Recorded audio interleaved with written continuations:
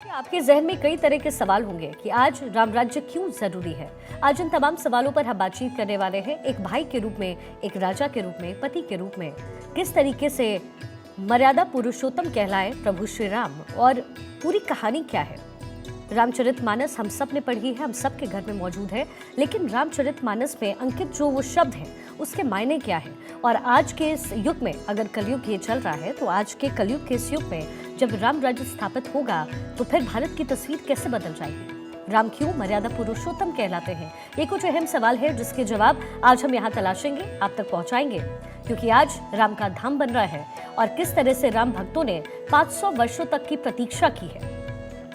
जाहिर है आपके मन में हर सवाल पर बहुत सारे सवाल होंगे और उसके जवाब हम यहाँ तलाशेंगे, क्योंकि हमारे साथ प्रसिद्ध कथावाचक प्राची देवी अभी जुड़ेंगी और उनसे हम जानने की कोशिश करेंगे कि क्या कुछ राम राज्य में होना चाहिए और क्या है। कथावाचक प्राची देवी हमारे साथ इस वक्त जुड़ गई हैं। प्राची जी, बहुत बहुत स्वागत है आपका भारत 24 पर। और मैं चाहूंगी, क्योंकि जब भी हम राम राज्य की बात करते हैं, प्रभु श्री राम का जिक्र करते हैं, तो कथावाचन में जो सबसे पहली चीज आती है, मर्यादा पुरुषोत्तम क्यों कहलाते थे और उनका व्यक्तित्व किस तरह का था।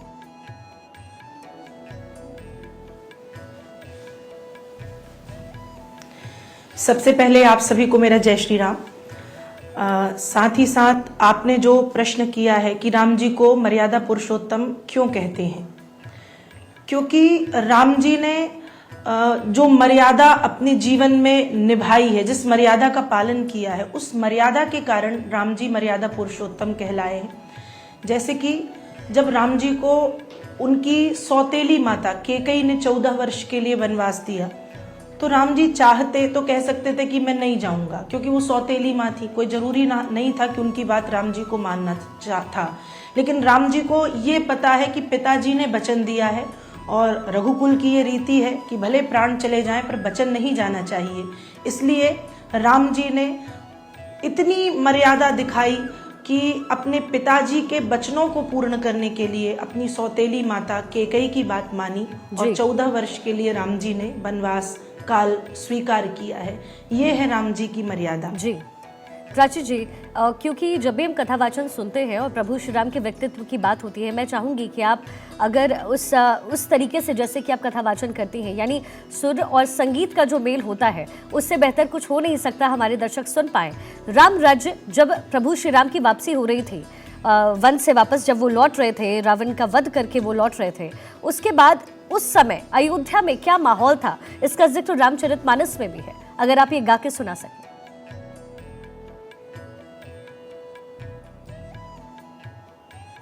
देखिए, जब राम जी अयोध्या वापस आ रहे थे तो हम सिर्फ महसूस कर सकते हैं या फिर हमने सिर्फ शब्दों को पढ़ा है कि राम जी जब आए तो कैसा अयोध्या का माहौल रहा होगा या कैसा अयोध्या की जनता में उत्साह रहा होगा।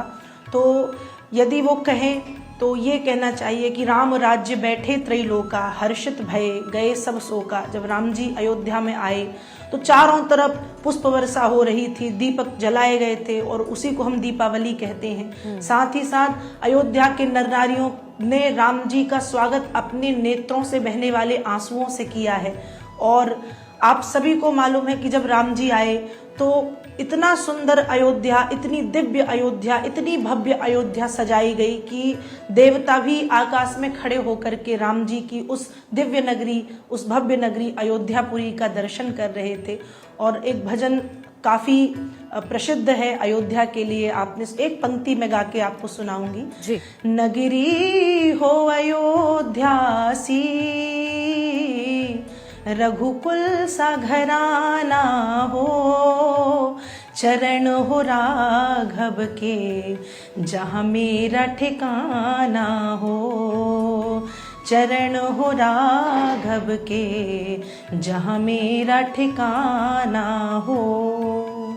तो ऐसी है वो राम जी की नगरी अयोध्या और ऐसा है वो राम राज्य। राम जी आए हैं और जब राम जी अयोध्या में आए, पुष्पों की वर्षा हो रही है, शंख बज रहे हैं, घंटी बज रही है, देवता आकाश में खड़े होकर के पुष्प वृष्टि कर रहे, स्वयं भगवान शंकर आकाश में खड़े होकर के डमरू बजा रहे हैं।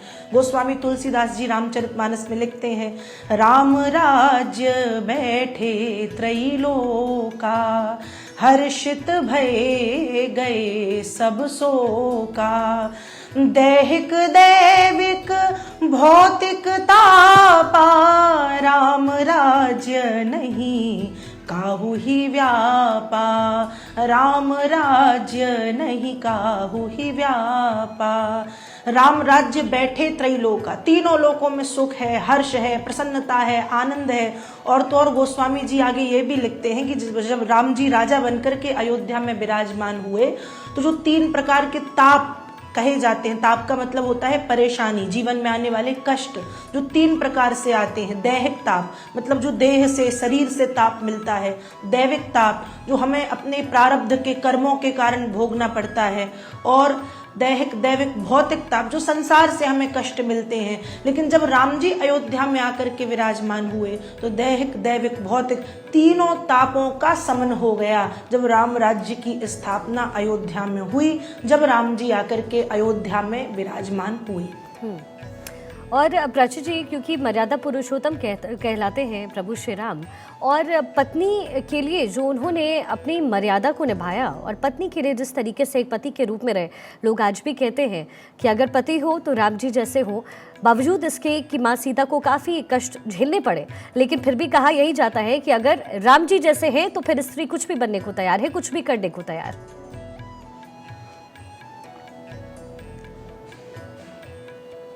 देखिए, बात बिल्कुल सत्य है। आज मैंने सुना है कई जगह पे कि हम क्या कहते हैं, हम ताजमहल को प्यार की निशानी कहते हैं कि ताजमहल भारत में प्रेम की निशानी है। जो किसने बनवाया और उसकी कितनी पत्नियां थी ये सभी जानते हैं, और 14वीं पत्नी के लिए ताजमहल बनवाया। लेकिन धन्य है राम जी की मर्यादा, एक पत्नी व्रत धारण किया। और प्रेम की निशानी यदि देखी जाए तो प्रेम की निशानी भारत में एक ही है, जैसे राम सेतु कहना चाहिए, जो भारत से श्रीलंका तक जाता है। प्रेम की निशानी जो राम जी ने अपनी पत्नी भगवती सीता की खोज के लिए बनाया था। दूसरी बात आपने ये कही कि राम जी जैसा पति चाहते, बिल्कुल चाहते हैं। सीता मैया ने कष्ट सहे और फिर भी आप कह रही हैं कि राम जी जैसा पति लोग चाहते, कष्ट नहीं सहे सीता मैया ने। हमारे वाल्मीकि रामायण में एक कथा आती है कि जब राम जी 14 वर्ष के वनवास के बाद लौट के आए और भगवती सीता के ऊपर एक कलंक लगा, एक समाज के व्यक्ति के द्वारा लगाया गया। राम जी को जब ये बात पता चली तो राम जी बहुत उस समय दुखी हो गए, और लिखा ये तक है कि राम जी ने स्वीकार किया कि मैं राज्य को छोड़ दूंगा, मैं राजा नहीं बनूंगा। क्यों? क्योंकि यदि सीता के ऊपर कुछ कलंक लग रहा है तो फिर मेरे ऊपर भी कलंक लगेगा, तो मैं राज्य ही छोड़ दूंगा, पर अपनी पत्नी सीता का त्याग मैं नहीं करूंगा। लेकिन भगवती सीता और राम जी के बीच में जब चर्चाएं हुई तो राम जी ने भगवती सीता को 14 वर्ष के लिए वनवास भेजा। एक दृष्टि ये है। दूसरी दृष्टि ये है कि भगवती सीता का वन में जाना बहुत जरूरी था, क्योंकि जब राम जी 14 वर्ष वनवास भ्रमण कर रहे थे उस समय बहुत सारे ऋषि मुनि राम जी को मिले। अगस्त्य जी मिले, सुतीक्ष्ण जी मिले, भरद्वाज जी मिले। सभी ऋषि मुनियों के द्वारा राम जी को अस्त्र शस्त्र या विद्याओं की प्राप्ति हुई। सिर्फ एक रह गए थे, भगवान वाल्मीकि। वाल्मीकि जी का दर्शन तो किया था राम जी ने, लेकिन उनसे राम जी को जो मिलना चाहिए वो मिल नहीं पाया।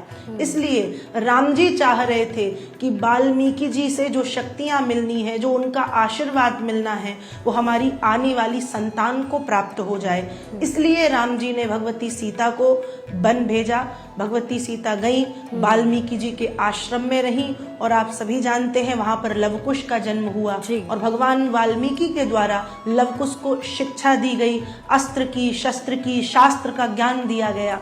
तो उसके पीछे ये एक रहस्य ये भी है कि इसलिए राम जी ने भगवती सीता को वन भेजा। उल्लेख अलग अलग है, अपनी मर्यादा का पालन किया। उन्होंने तो कह दिया था राज्य छोड़ दूंगा, पर सीता को नहीं छोड़ूंगा। अपनी समझ के लिए भी मैं आपसे ये पूछना चाहूंगी, क्योंकि वाल्मीकि जी का आपने जिक्र किया, रामायण और तुलसीदास की लिखी हुई रामचरितमानस, इन दोनों में जो एक डिफरेंस है वो क्या डिफरेंस है? लोग अभी भी कहीं ना कहीं इस पे उलझ जाते हैं। क्या अंतर है? क्या रामायण से पहले वाल्मीकि जी ने रामायण लिख दी और रामायण होने के बाद, यानी ये जो कुछ भी घटित हुआ उसके बाद रामचरितमानस लिखी गई?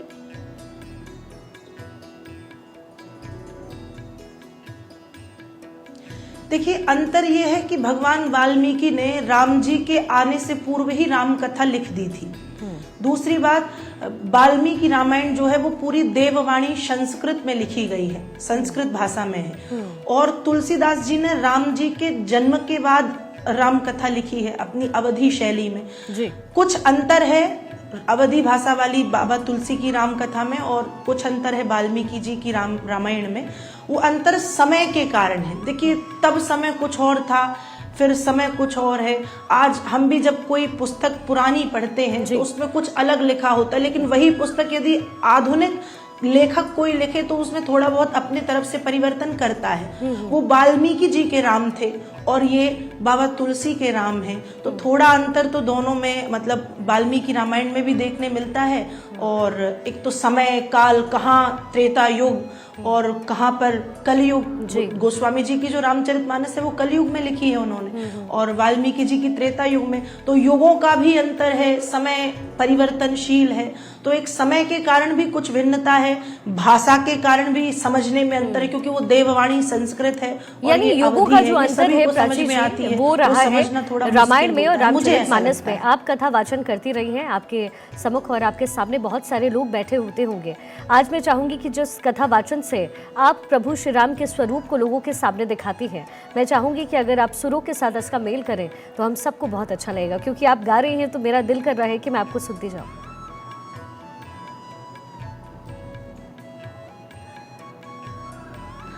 देखिए, राम जी तो बहुत सुंदर हैं। राम जी के लिए यदि हम कहें तो यही कहा जाता है, आपने सुना होगा, नवकंज लोचन कंज मुख कर, कंज पद कंजारुणम, कंदर्प अगणित अमित छवि नव, नील नीरज सुंदरम, श्री रामचंद्र कृपालु भज मन, हरण भव भय दारुणम, श्री रामचंद्र कृपालु भज मन, हरण भव भय दारुणम। राम जी की सुंदरता ये कही गई है कि राम जी कमल से भी अधिक कोमल हैं। राम जी के नेत्र कमल के जैसे हैं। नवकंज लोचन कंज मुख कर, कंज पद कंजारुणम। राम जी के नेत्र कमल की तरह, राम जी की नासिका कमल जैसी, राम जी के अधर कमल की तरह, राम जी के गाल कमल के जैसे, स्वयं राम जी कमल के जैसे। इस राम जी के कमल जो शब्द राम जी के लिए कहा जाता है, उसके पीछे भी एक कथा आती है। आप कहें तो मैं सुनाऊं आपको? जी जी।